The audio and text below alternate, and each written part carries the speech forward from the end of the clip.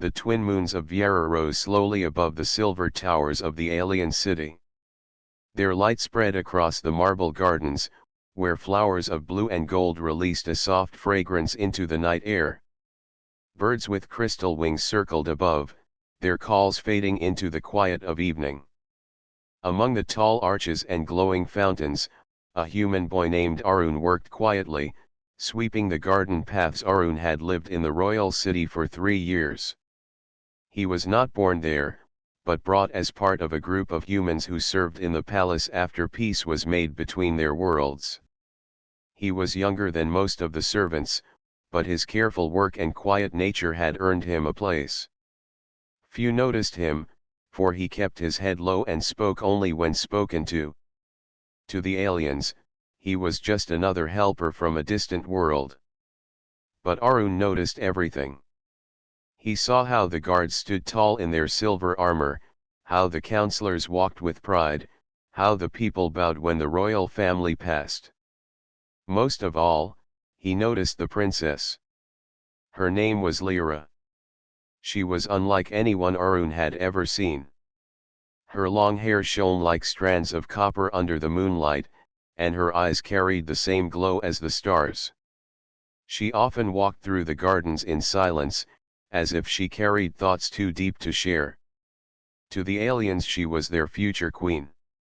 To Arun, she was something far greater, though he would never dare to say it. Every evening, when his chores were done, Arun would sit by the edge of the fountain and watch her from afar. He did not mean to stare, but he could not look away. The way she moved, graceful yet strong, filled him with a feeling he could not explain. It was not only beauty that caught him, but also the kindness she showed when speaking to the gardeners, or when she bent down to feed the winged birds. One night, as the garden lay quiet, Arun's heart grew heavy with unspoken words. He looked at her, standing by the tall white tree where blossoms fell like rain. She was alone, her gaze fixed on the moons. Something in him stirred. He lowered his head and whispered softly, as if only to himself, "If only I could marry her." He thought no one had heard. The words were only a dream, carried away by the breeze. A servant could never stand beside a princess. A human could never be chosen by one of the royal line. The thought itself was foolish. Yet speaking it, even in secret, gave him a strange kind of relief. But then, he froze. A voice answered. "Yes, you can." Arun turned, his eyes wide. The princess stood only a few steps away, her gaze fixed on him. He had not seen her move, had not heard her approach. The moonlight framed her figure, and for a moment he thought he was still dreaming. His heart pounded. Princess, I did not mean." She raised a hand gently, stopping his words. Her face was calm, not angry, not amused. "Do not be afraid," she said. "I heard what you whispered." Arun felt his knees weaken. Shame burned inside him. What if she called the guards? What if she laughed at him, told others of his foolishness? He lowered his head, unable to meet her eyes. "Forgive me," he said quietly. "It was only a thought. A mistake." But Lyra did not turn away. She stepped closer, her voice soft but steady. "Why do you call it a mistake? The heart does not lie. Tell me, human boy, why do you wish such a thing?" Arun swallowed hard. His hands shook as he gripped the handle of his broom. He wanted to run, to hide, but her eyes held him in place. "Because," his voice trembled. "Because you are everything I can never reach. Because you are light, and I am nothing. Yet when I see you, I cannot stop myself from wishing." The silence stretched. Arun dared not lift his head. Then, softly, the princess spoke again. You are wrong about one thing. You are not nothing. Her words struck him like a spark in the darkness. He looked up slowly. Her eyes met his, calm and certain. For the first time, he saw no distance between them, no wall of rank or birth, only two souls in the moonlight. Arun could not speak. His throat closed as his mind tried to understand what had just happened. The Princess of Viera had heard his foolish whisper, and instead of anger, she gave him an answer he never expected. Yes, you can. The words echoed in his heart long after she turned and walked away beneath the falling blossoms. Arun remained in the garden long into the night. His broom lay forgotten on the stones. He touched the fountain's edge, feeling the cool water under his fingertips, as if to remind himself he was awake. He replayed her words again and again, searching for their meaning. Did she speak in kindness, only to comfort him? Did she test him, to see if he would speak more? Or did she mean what she said, that a dream so far away might not be impossible after all? The stars above gave no answer. The moons drifted higher, casting their silver light over the silent city. But within Arun's chest, a flame had been lit. For the first time since he came to this world, he felt seen. For the first time, hope touched him. The next morning, the palace was alive with its usual sounds. Footsteps echoed in the halls, the hum of conversations drifted from the courtyards, and the royal guards moved with precise steps through the marble corridors. Arun carried a basket of freshly harvested fruit through the gardens, trying to act as if nothing unusual had happened the night before. But nothing felt normal. Every rustle of leaves made his heart beat faster. Every passing figure made him flinch. He could still hear her voice in his mind, clear and certain, "Yes, you can." He kept walking, placing the fruits carefully on a low table where the gardeners stored their daily harvest. His hands trembled slightly, and he wiped them on his tunic. Arun. He jumped at the sound of a voice calling his name. Turning, he saw Lyra approaching through the early morning mist. Her steps were soft but purposeful. She stopped a few feet away, her eyes fixed on him with a calm intensity. "Princess," Arun whispered, bowing his head quickly. She shook her head. "Do not call me that when we are alone." "Arun, I want to speak with you." Arun's heart skipped. He had never spoken to the princess in more than a passing greeting. Even now, he could barely find words. I am not sure I should. You should," she said simply. "I want to know what you meant last night." He looked at the ground, ashamed. It was a foolish thought. A dream I should not have spoken aloud. I am only a human, and you are a princess of this world. I could never. Lyra stepped closer. The light of the rising sun caught her hair, making it shine like copper threads. "Do not say you could never. Arun, your heart is brave enough to speak what many cannot even think. That is rare. That is why I want to hear it." He swallowed hard. His mouth felt dry, but the weight of her gaze encouraged him to continue. I wish I could be closer to you. I wish I could know you, not as a princess, but as a person. I would give anything to be worthy of your trust, to be someone you could rely on. That is why I whispered what I did." Lyra listened quietly. Her expression did not change, but her eyes softened. She nodded slowly. "You are honest. That honesty is important. Many speak what they think others want to hear. You speak from your heart." Arun could hardly believe what he was hearing. No one had ever spoken to him like this. No one had looked at him as if his words mattered. You are not angry," he asked quietly. She shook her head. Why would I be angry? Your words are not a threat. They are a truth you carried in your heart. Many hide truth because they fear what others will think. You did not hide.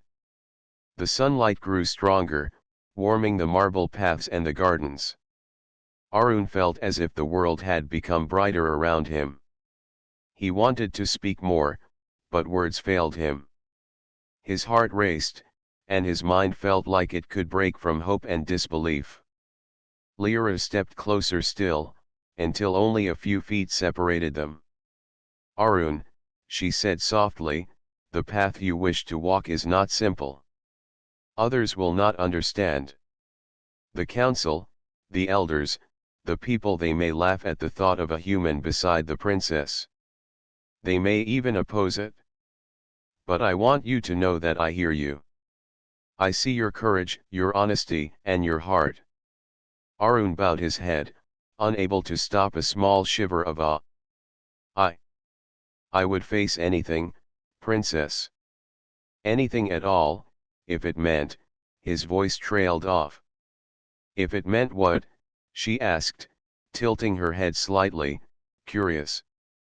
He lifted his eyes and met hers. If it meant being worthy of you. If it meant protecting you. If it meant standing by your side, no matter what comes. She smiled faintly, a smile that did not laugh but carried warmth and understanding. You have more courage than many humans or aliens I have met. Perhaps this is why I answered you last night. Perhaps it is why I will help you, Arun. Not because it will be easy, but because the heart is stronger than we imagine. Arun felt his chest swell with hope. It was more than he could have dreamed. The princess, the one he had admired from afar, spoke to him as an equal, as someone whose courage mattered. Tell me, she continued, her voice calm but firm, do you understand what you are wishing for? To be beside me is not simple. To marry a princess of Viera would require trials, tests of strength, of mind, and of heart. The council will challenge you. They will not accept words alone. I understand, Arun said quickly, without hesitation. I will face any trial. I will not run. I will do what is needed. Her eyes studied him, as if measuring the depth of his words. Then we begin, she said. I cannot promise you the path will be easy. The elders will question everything. Some may oppose us. But I believe you have the courage to walk it. Arun felt as if he could barely breathe. I will not fail, he whispered. You may, she said softly. But even if you do, you will have shown what is possible. Many are too afraid to try. Many hide behind rules and titles. You chose to speak the truth, and that is the first step. Remember this, Arun, courage is not the absence of fear, but the decision to act despite it. For a long moment, the garden was silent except for the gentle hum of wind through the blossoms. Arun tried to memorize every detail of the princess before him, the calm certainty in her gaze, the gentle sway of her hair, the soft warmth of her presence. Finally, Lyra turned and began walking back toward the palace. Arun wanted to call after her, to say something more, but he did not move. She had given him more than he had ever imagined. She had acknowledged his heart, and in her eyes, he had seen hope. As she disappeared from sight, Arun sank onto the edge of the fountain, his hands resting on the cool marble.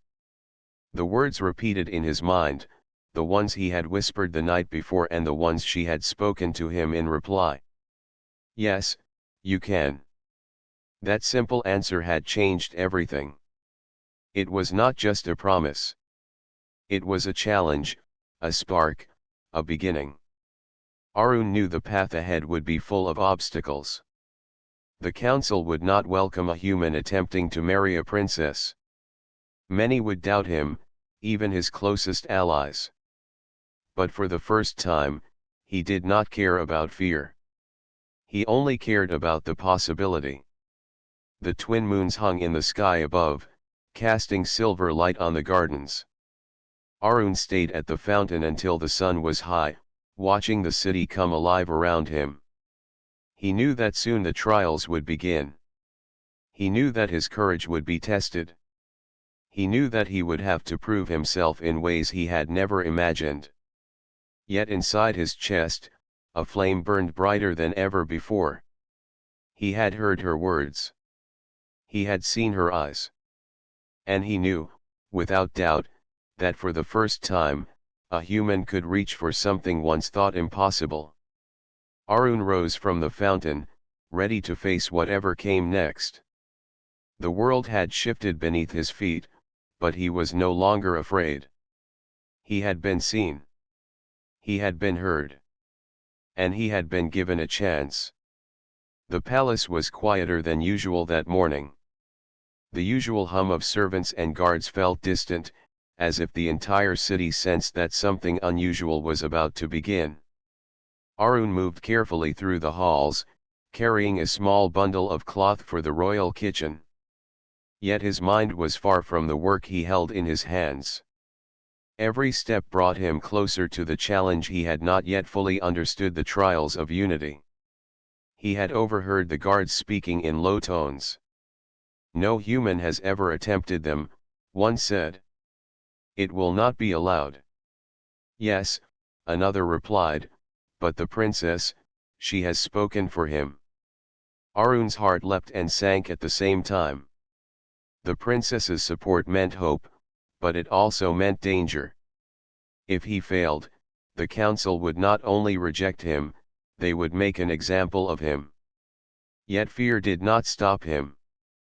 Her words from the garden still rang in his mind: courage is not the absence of fear, but the decision to act despite it. By midday, Arun was brought to the Hall of Challenges. It was an enormous chamber with tall ceilings, polished floors, and glowing glyphs along the walls. At the far end, the council waited, seated in high chairs of white stone.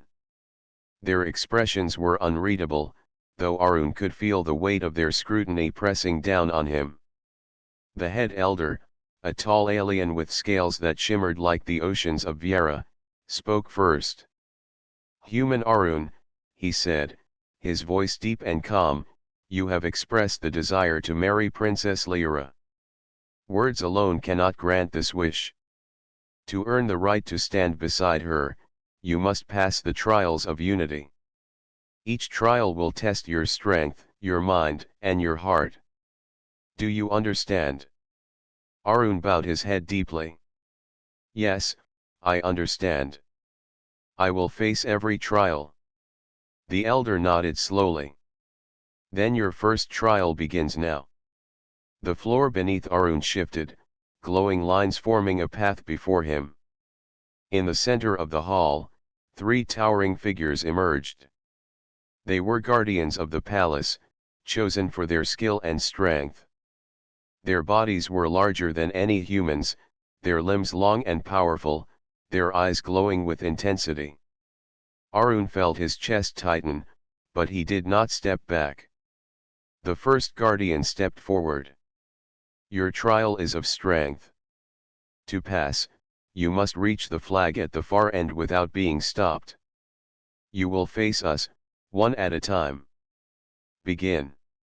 Arun's mind raced. His body was not strong like theirs. He could not fight them head-on. Yet he remembered what the princess had said. Courage is not the absence of fear. He took a deep breath and began. The first guardian lunged at him with speed that made Arun's heart leap. Arun ducked, rolled, and ran to the side. The guardian swung, but Arun's quick thinking and careful movements allowed him to slip past. Step by step, he moved, using the pillars of the hall as cover, weaving through shadows. The first guardian roared but could not catch him. Arun reached the flag and touched it with trembling hands. The second guardian was faster, more aware. Arun noticed a pattern in the guardian's movements. Every time he attacked, he paused for a moment.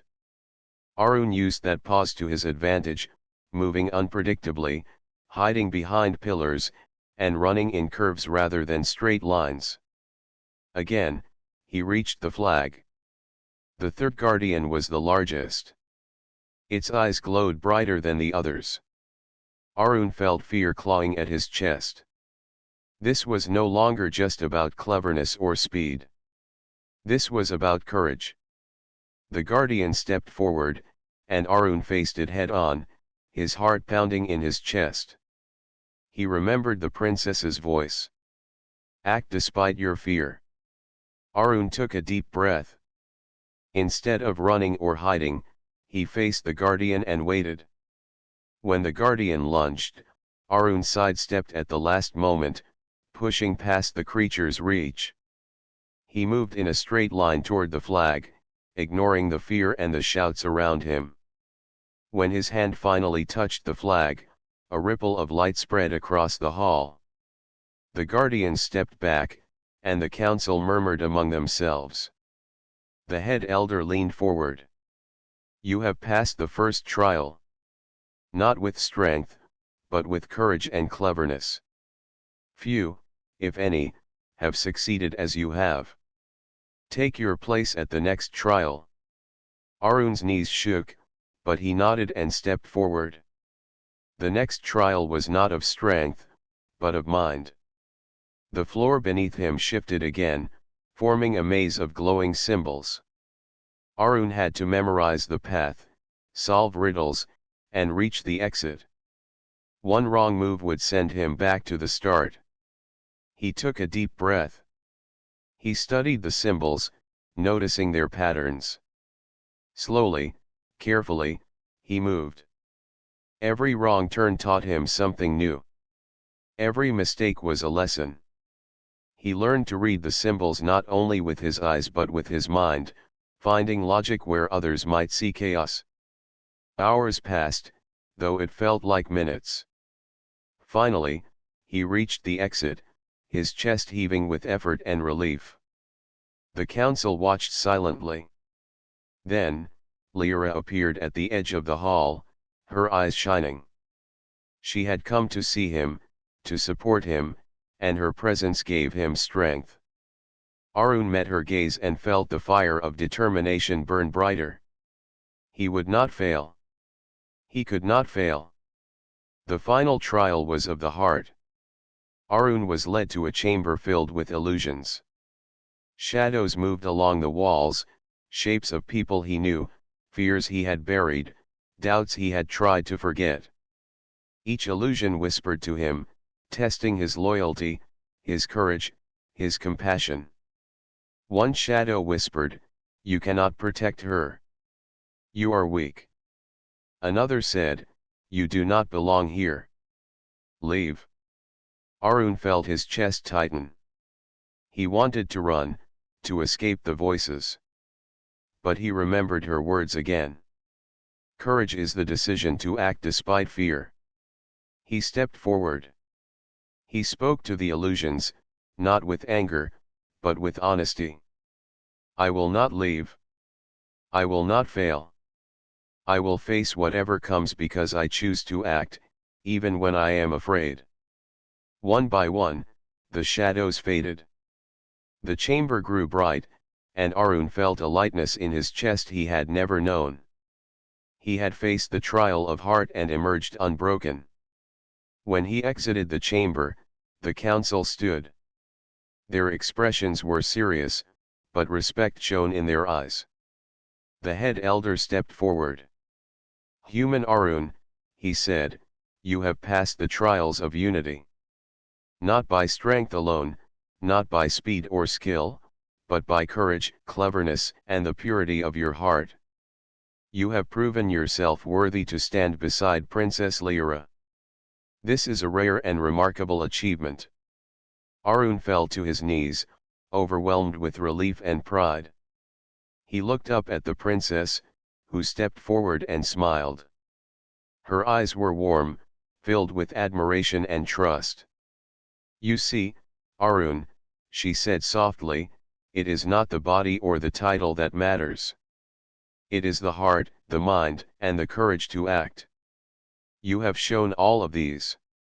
You are ready for what comes next."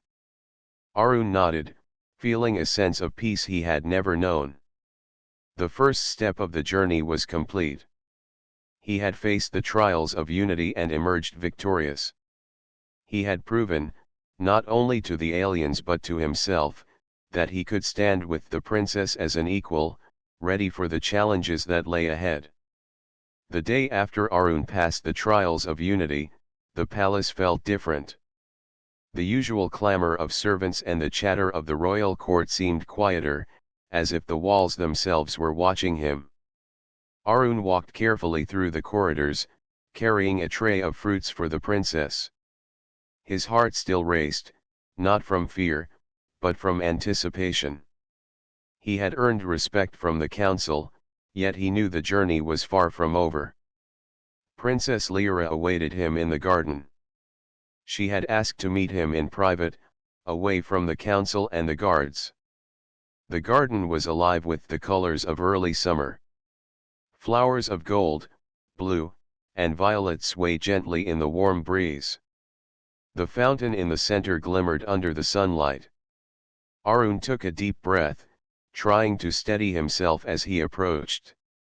"Arun," Lyra said softly, smiling as he neared. "Come, walk with me." He nodded and followed her along the curved stone path. The garden felt peaceful, yet Arun sensed that this meeting was important. He wondered what the princess wanted to say. "You have passed the trials of unity," Lyra began, her voice calm but firm. "The council respects your courage and cleverness. But there is more to being beside me than passing trials. There must be trust, understanding, and a bond between us. That is why I asked to speak with you today." Arun's heart skipped. He had never been called to walk with the princess in this way. Every step beside her felt surreal. "I will do anything to earn your trust," he said quietly. She looked at him, studying his face carefully. "It is not a matter of proving yourself in a test. It is about knowing each other, learning who we are beneath our words and actions. Courage and honesty brought you here. Now, we must see if our hearts can truly connect." Arun felt a mixture of fear and excitement. He had dreamed of speaking to her, of being near her, but now the reality of it made his chest tighten. "I understand," he whispered. "I will speak honestly, whatever you ask." Lyra nodded and led him to a quiet corner of the garden. A small pond reflected the sky above, and the gentle sound of water filled the air. "Tell me about your world, Arun," she said. "What was it like before you came here?" He paused, thinking of the small human village where he was born, the fields of green, the rivers that sparkled in the sunlight, and the mountains that rose like guardians of the land. "My world is small compared to this," he said softly, "but it is full of life and beauty. People work hard to care for each other. There are storms and hardships, but we also have laughter, stories, and hope. I have always tried to live with honesty and kindness, even when life is difficult." Lyra listened carefully, her eyes never leaving his face. "It seems your courage did not come from your strength alone," she said. "It comes from your heart, from the way you live. That is rare in any world." Arun felt a warmth in his chest at her words. "And your world, princess?" he asked, curious. "What is it like for you, growing up as a princess?" She smiled faintly, a touch of sadness in her eyes. "It is not easy. People expect you to be perfect.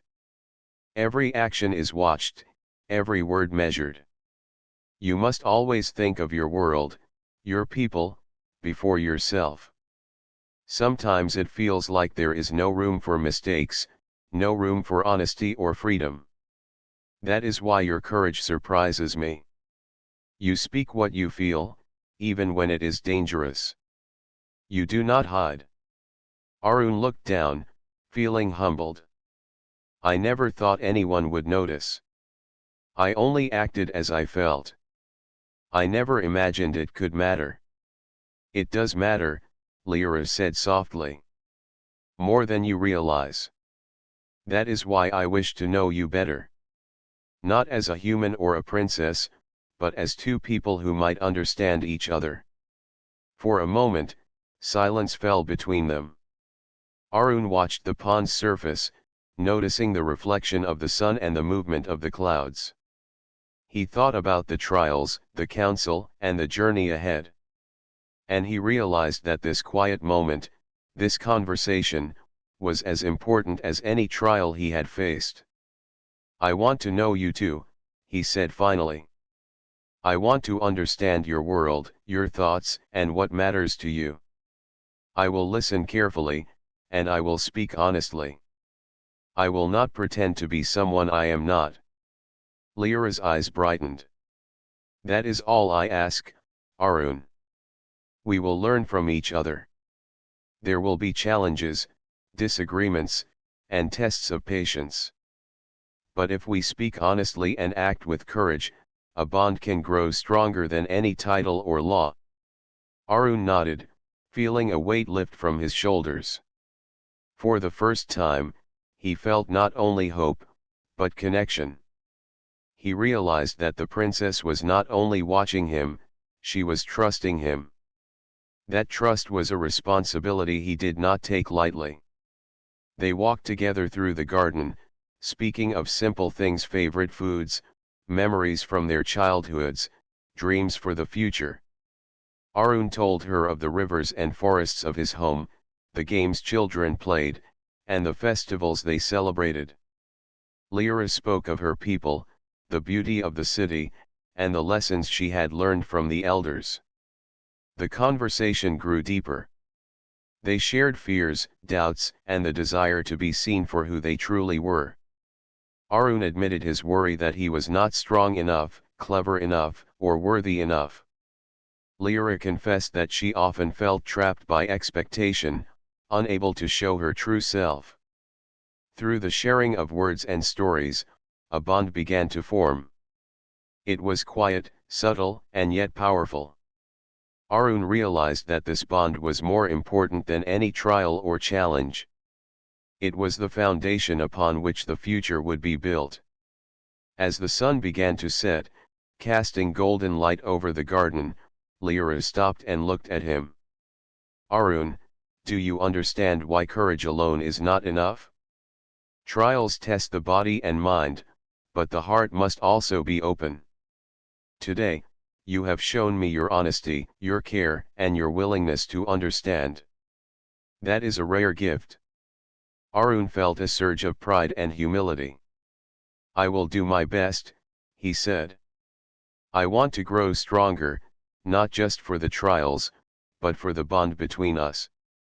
I do not want to fail you, princess. You will not fail, she said gently.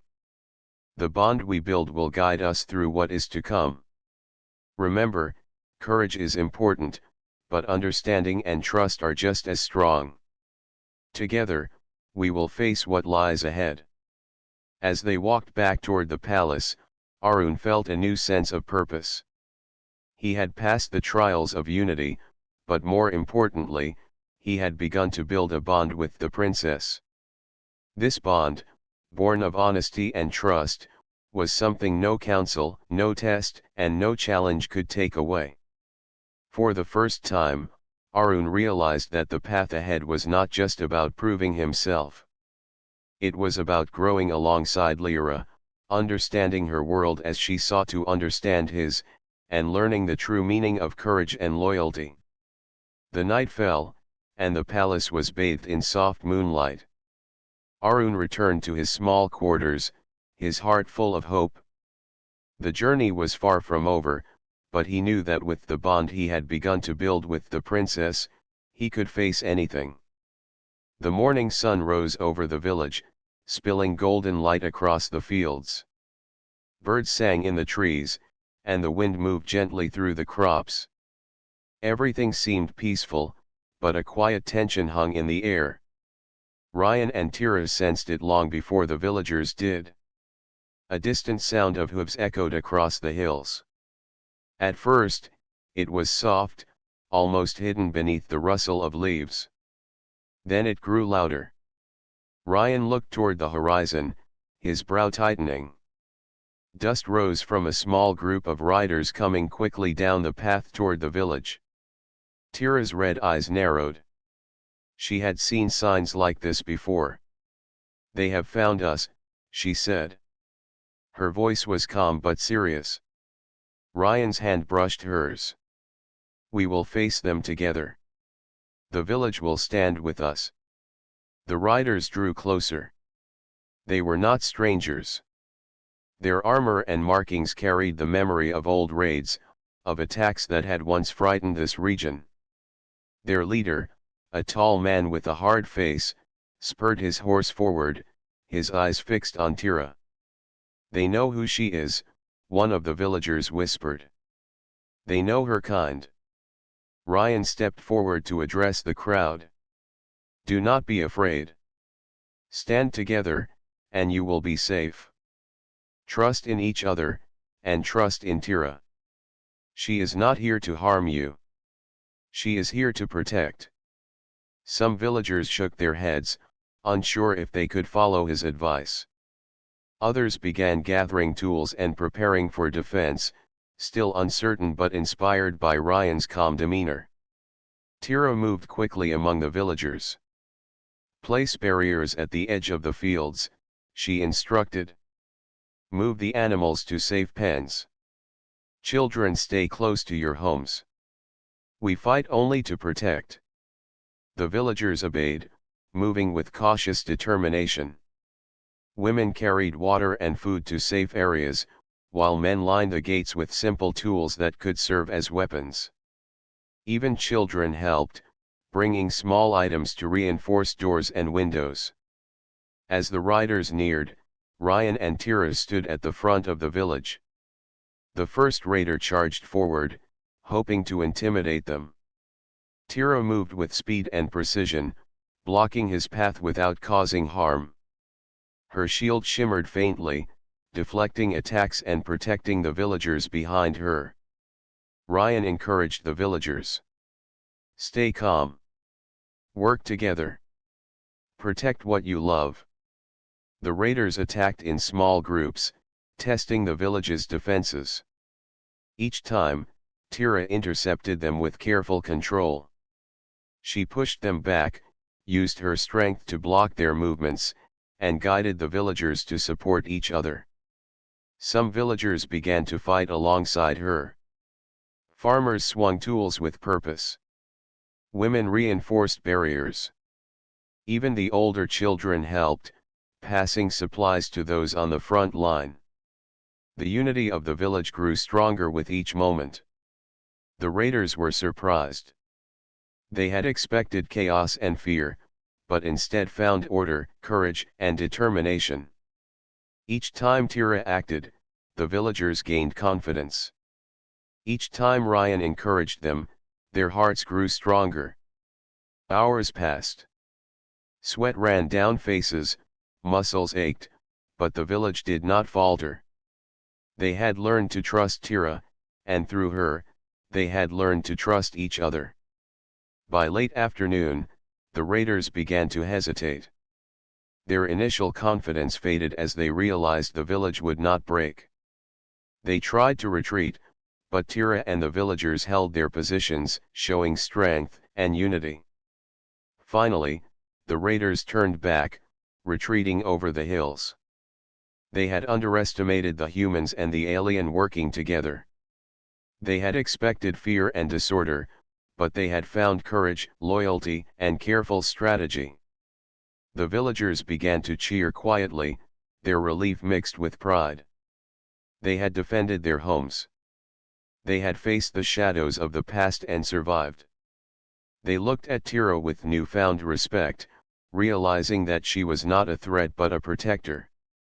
Ryan walked among the villagers, checking that everyone was safe. "You see," he said softly, "trust and courage can overcome fear. Today, we have shown that together, humans and aliens can protect what they love." Tira stood beside him, her red eyes scanning the village. "You did well," she said. "They trusted you as much as they trusted me. That is the real strength." The villagers approached, bringing water, food, and words of thanks. Children who had hidden in fear earlier now ran around, curious and unafraid. Elders nodded quietly, understanding that appearances could be deceiving and that true strength lies in courage, care, and unity. One elder, Sarah, spoke to Tira. "You have taught us the power of trust. Not only your strength but your willingness to guide and protect. We will remember this day." Tira bowed her head slightly. "I only did what was necessary. The true courage comes from the humans who stood with me." Ryan smiled at her. "Together, we have shown the village what can be done when hearts and hands work as one. That is a lesson they will carry forward." The sun dipped below the hills, and the village glowed in the soft light of evening. Fires and lanterns were lit as people prepared to rest. The day's events had tested their courage and their trust, and they had passed. Shadows from the past had come, but they had not defeated them. That night, Ryan and Tira sat by a small fire outside the house. They watched the stars appear one by one in the clear sky. The village slept safely, protected by both human courage and alien strength. "You have made a difference today," Ryan said softly. "Not just with your strength, but with your heart. People see you now as I do, brave, loyal, and true." Tira's lips curved slightly, the first real sign of a smile. "And I am grateful you saw it first," she replied. The night was quiet, peaceful, and full of calm. Shadows from the past had arrived, but they had been met with courage, unity, and trust. The village had learned that true strength is shown not only in power but in the willingness to protect, guide, and stand together. For Ryan and Tira, it was a night of quiet satisfaction. They had faced danger and uncertainty, but together, they had helped the villagers see a new truth, that appearances could be deceiving, and that the strongest hearts were those willing to act for others. The day was bright in the hub, though the corridors of the eastern wing felt quiet and almost private. Ryan moved carefully among the consoles, repairing communication channels and checking the flow of signals. His work was precise, methodical, yet his mind kept drifting to Princess Lyra. He remembered her questions from the night before and the way she had looked at him with curiosity. He did not expect to see her again so soon, yet when the soft echo of footsteps reached his ears, he looked up and found her standing there. She was alone, the guard lingering behind at a distance but silent. The princess's violet eyes met his with warmth and a quiet intensity. "Human," she said softly. "May we continue where we left off?" Ryan nodded, motioning toward a small alcove where they could speak without interruption. As he stepped aside, he felt a flutter in his chest. The conversations had grown rare and precious, and he sensed that each word now carried weight. Lyra moved closer, observing him with a thoughtful expression.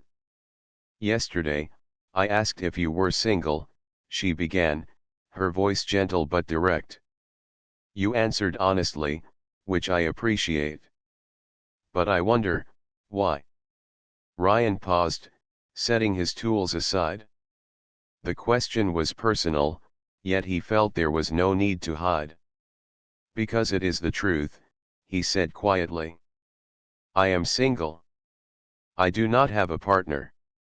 Humans value honesty, even when the question is difficult."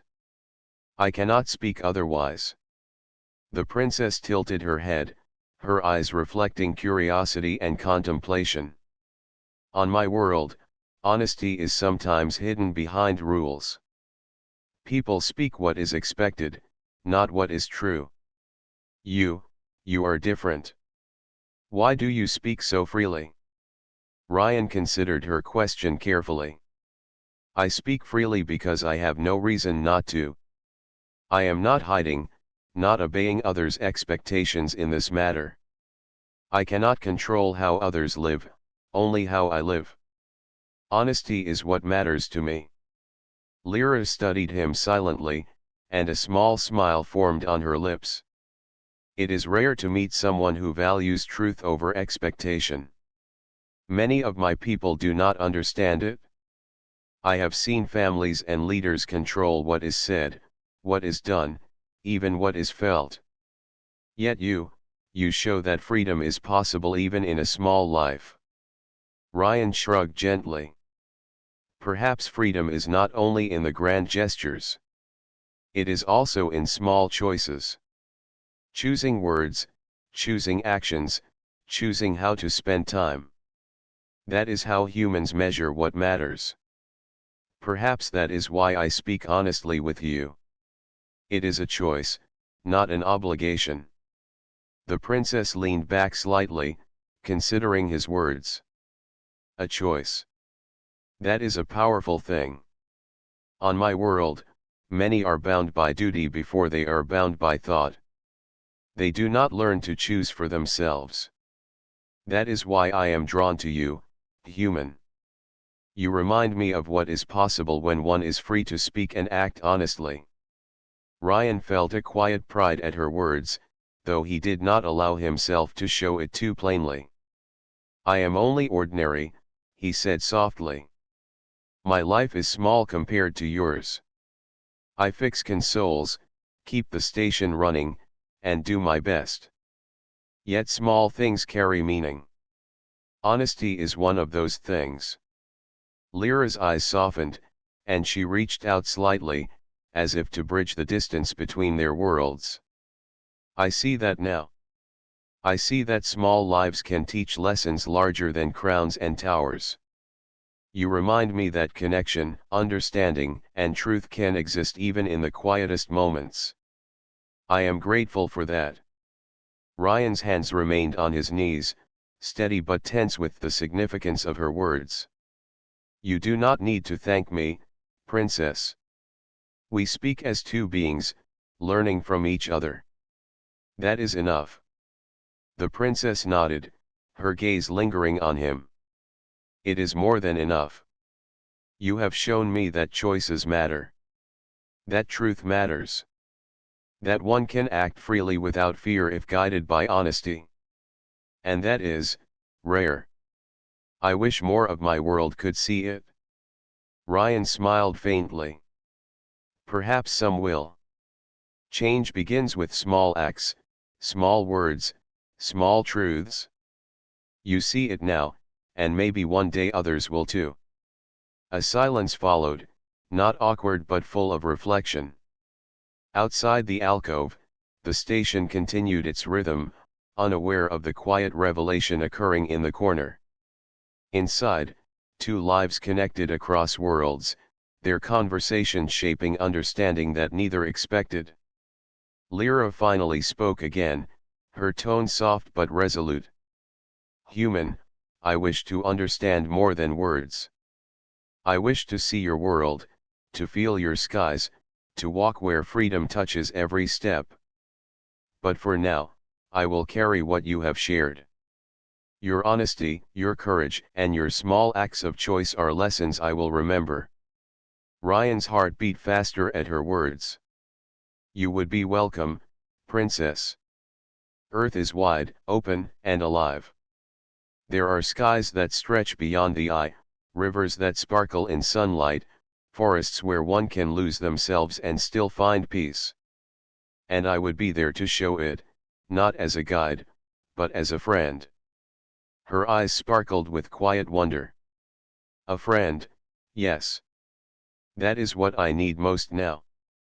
Someone who sees me as I am, not as a title or duty. Someone who understands choice and truth.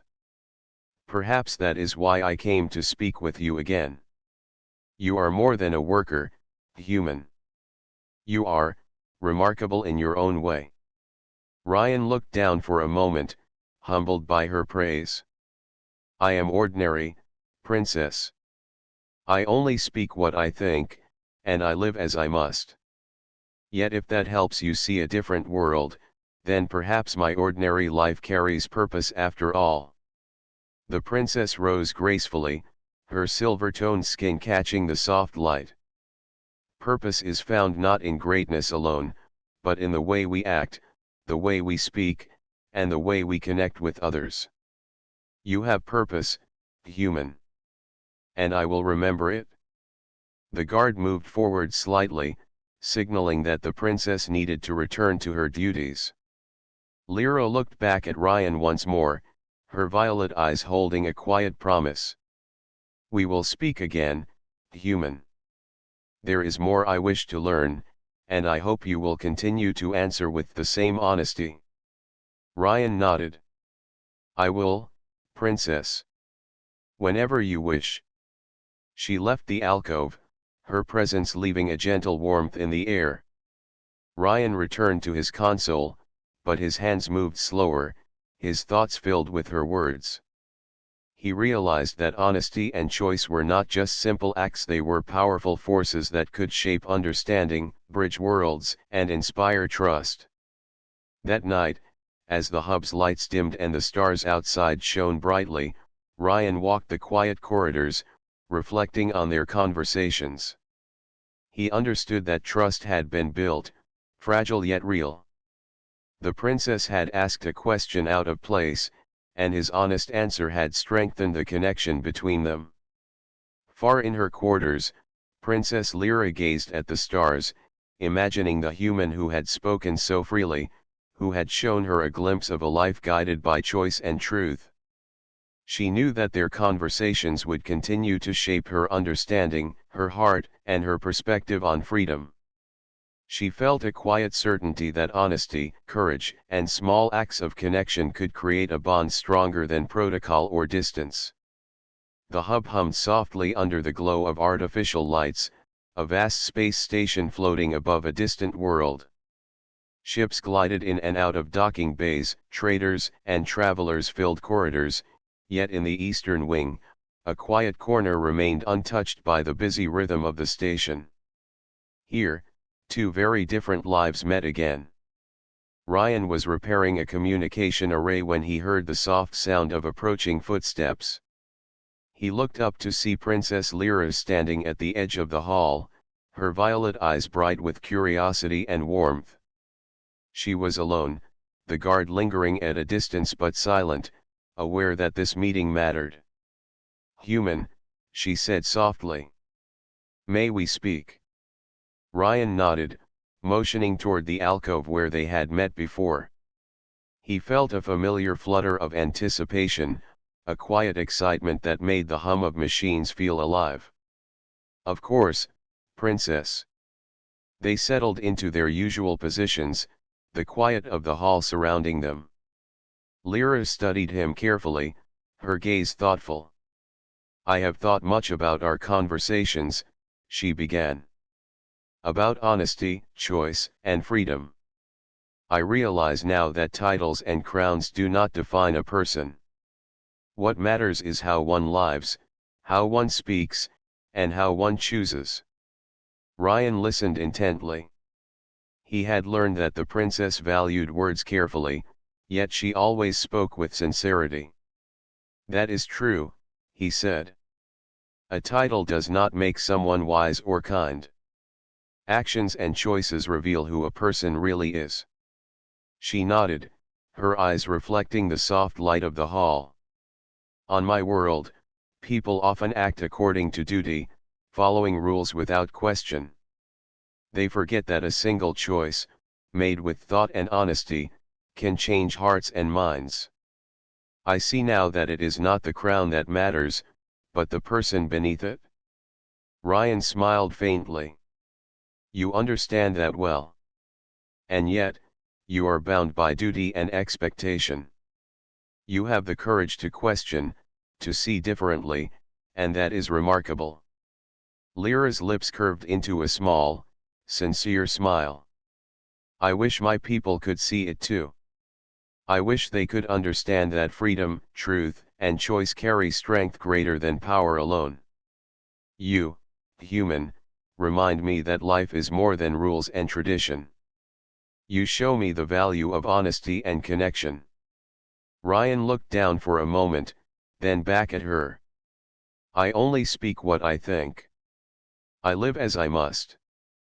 But I am glad it has meaning to you. The princess leaned closer slightly. It has more than meaning. It has impact. You have shown me a world beyond expectation, beyond the walls of tradition.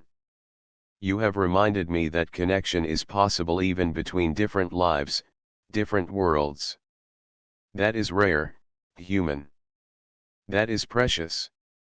Ryan felt a warmth rise in his chest. I feel the same, princess. Our conversations are rare and unexpected, but they are meaningful to me. You are more than your title. You are, yourself. That is enough. A silence followed, not uncomfortable but reflective. Outside the hall, the hub continued its endless rhythm, yet in this corner, two lives connected across worlds, building trust, understanding, and curiosity. Lyra's violet eyes brightened as she spoke again. Human, I have a question that may seem bold. Will you continue to speak with me, even when others watch, even when expectations are heavy? Ryan nodded firmly. Yes, princess. I will. Honesty and understanding are worth the risk. I will speak freely whenever you wish, without fear or hesitation. Her smile widened slightly, a quiet sense of relief in her expression. Then I shall come to you when I can. And perhaps one day, you will see my world, as I hope to see yours. I wish to understand not only your words, but your life, your skies, your people. I want to see the world through your eyes. Ryan's heart raced with excitement. You would be welcome, princess. Earth is vast, open, and alive. You would see skies that stretch endlessly, rivers that sparkle in sunlight, forests that feel alive with wind and movement. I would walk with you, not as a guide, but as someone sharing what I know and love. Lyra's gaze softened. I would like that very much.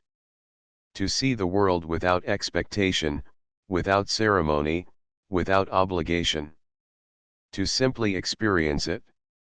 That is something rare in my life. The guard cleared his throat, signaling that the princess needed to return. Lyra glanced at him, then back at Ryan. We will speak again, human. And when the time comes, perhaps we will see more than words. Perhaps we will see life itself through each other's eyes. Ryan nodded. I will wait, princess. I will be here whenever you wish. She stood gracefully, her gown brushing lightly across the floor, her silver-toned skin catching the light. She paused, looking back once more, her violet eyes holding a quiet promise. Beyond titles, beyond crowns, beyond expectation, that is where truth and connection lie. I will remember this, human. Always. Ryan watched her leave, the warmth of her words lingering in the hall. He returned to his work, but his hands moved slower than usual, his thoughts filled with the conversation. He realized that honesty, choice, and connection were powerful forces, capable of bridging worlds and shaping understanding. That evening, as the hub's lights dimmed and stars shone brightly beyond the windows, Ryan walked quietly through the corridors. He thought of the princess, of her curiosity, her honesty, and her courage. He understood that their connection was fragile, delicate, yet strong in its foundation of trust and sincerity. Princess Lyra, in her quarters, gazed at the distant stars. She imagined Earth, imagining Ryan walking under skies filled with wind and sunlight, feeling rivers and forests alive beneath his feet. She thought of freedom, of choice, and of honesty. And she knew that their conversations had opened a door, a bridge between two very different worlds, built on words, understanding, and respect. A quiet certainty settled in her heart. Titles and crowns, rules and expectations, they were important, but they were not everything. What mattered most was truth, connection, and the courage to speak and act honestly. And she had found that courage reflected in a single human, a worker of the hub, whose words carried the strength of choice and freedom. Both of them knew silently that this connection would continue, growing stronger with each conversation, each shared thought, each moment of understanding. They had crossed worlds with words, broken boundaries with honesty, and found something rare and precious, a bond built not on rank or duty, but on truth, curiosity, and the willingness to see each other as they truly were.